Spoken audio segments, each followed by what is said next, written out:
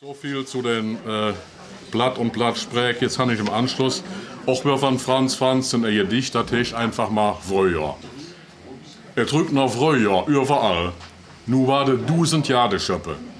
De Heskes und Kaninkes Höppe und Känger spielen mit der Ball. De Blümkes kieken u het Gras, die Vögelkes en Böschke Flöte.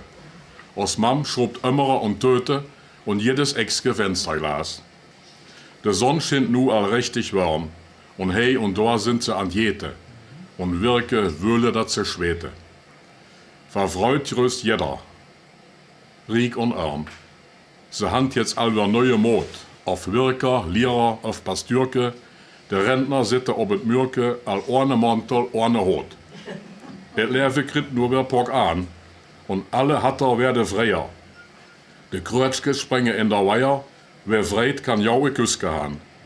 Und überall ist los und leeg, die Locke lure, dat et da wird. Von Hinsberg bis Rob nach Harvard rückt et nach Mees und weggedeich. Et jeder Erger Porsche an, der Himmel lacht, als jeng het traue. Und rechts und links sind sie an Boe. Wie jeck krit Hähnke nu an Han. Bo werfe sie de Eierbond, der Honder modde sich sehr plore. Et ganze Land löscht neue Bohre und Kronke werde wir gesund.